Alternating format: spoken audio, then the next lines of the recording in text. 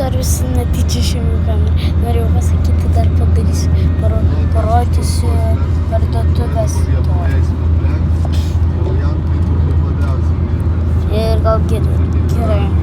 Čia ta indų parduotuvė, kavinė, kur gal sausį buvau pastatę mėnesį. Paskui tokia piešinį parduotuvė, kai buvau kelionėj mano. Paskui, kur šiandien irgi pastatėm šitą gražią parduotuvėlę. Tu čia stovėjai. Toliau. Bye bye.